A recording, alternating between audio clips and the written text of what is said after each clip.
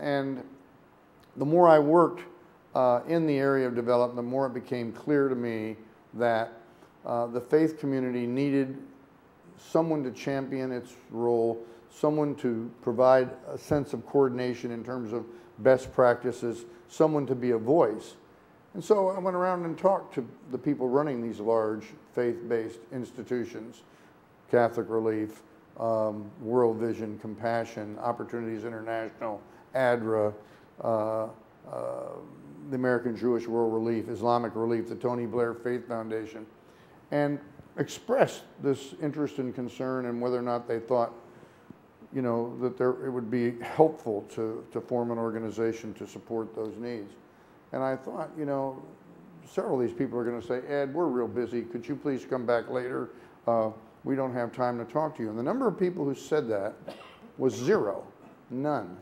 They all said, this is a terrific idea. We would be honored to be part of this effort. And so 100% of the people we approached signed up, and we have begun to, we think, represent those groups in a way that I think will ultimately be quite helpful. We've started with a particular area of focus, which is malaria, and the first area which we are channeling that focus is Nigeria. Maybe we can talk about that later, but that's how we got at it. Great. Larry, can you tell us what's going on with the new administration and the new Faith Council? There are 25 members. You're one of them. They're just Correct. Starting their work. Where's it going? And how does it balance between the global and the domestic? How will that work, do you think? Okay. First of all, I think I'd like to give a little bit of the context for faith-based organizations in the United States, because I think there's a myth that somehow this is a new phenomenon that people are dealing with, when in fact we in the Catholic tradition trace our first faith-based foundings back to the year 1727, when 12 Ursuline nuns left Paris and came by boat to what was then New France and the city of New Orleans. And what did they do there? Well, they established a hospital, an orphanage, and an outreach to women on the streets, to prostitutes.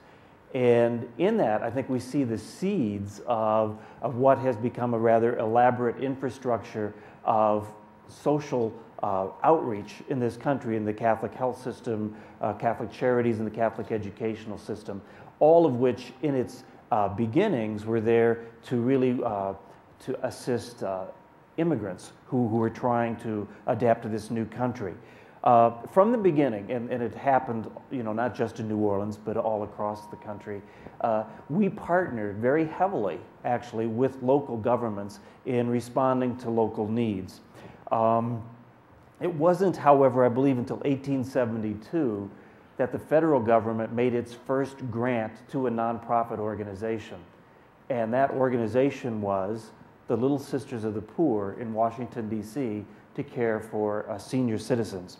So this is not a new thing. This is not a new phenomenon by any means. So much so that when you look at one organization, Catholic Charities USA today, in our amalgamated budget would be about $3.6 billion. 65% of that money comes from government contracts on many levels.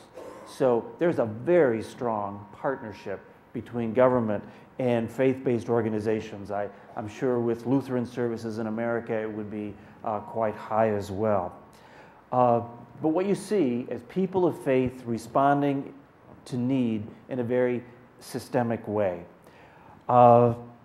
But to actually then, let's talk a bit about the faith-based office, if you will, and to say that this is, again, not a new concept. The idea of charitable choice was being talked about in the Clinton administration. But then it was actually George W. Bush who founded the Office for Faith-Based and Community Initiatives. And I think it had basically two foci. The first was to try to level the playing field so that faith-based groups would have access to particular funds, which appeared that they did not have. Now, there weren't any new dollars identified with this initiative. It was trying to go after the dollars and basically steal them from somebody else.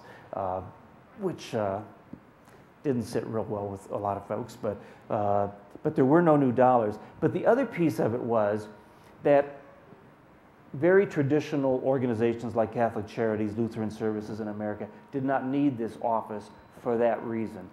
But I think the Bush administration felt strongly that if they could energize local parishes, and particularly evangelical parishes, to really be a part of the solution for many of the issues that were confronting their parishioners, that would be a great way to address these issues. The interesting thing is that in those 8 years, the level of parishes who accessed money from federal grants did not grow at all. So I think it was a good idea. It just did not materialize. So now we get President Obama, and I think there was a lot of speculation about would he even keep this office or would he close it? And early on, he said that he would keep it, but change it. So a couple of contrasts I would make with the way the office operated under President Bush. First of all is that they've taken funds off the table. This office now does not deal with any funding or access to funding. Basically, President Obama wants to turn it into a group of folks who will present him with solid advice on policy. When you look at the 25 people who make up the President's Advisory Council, we represent all different facets of the faith community, as well as people who are not in the faith community. He's added that dimension too, neighborhood partnerships.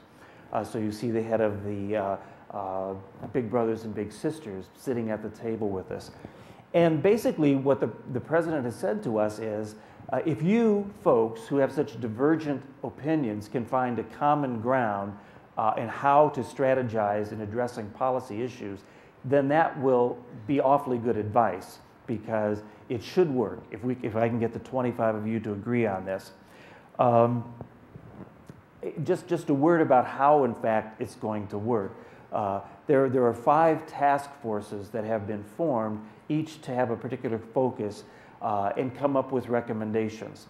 And those task forces are poverty reduction, and I've been asked, obviously, to serve on that. But then a task force on religious pluralism, where the primary focus is how do we reach out to our Muslim brothers and sisters. And I think the President has said to us that he feels that members of the faith community are in the best position to do that. So he wants that as a focus of one of the task forces. The other is on absentee fathers.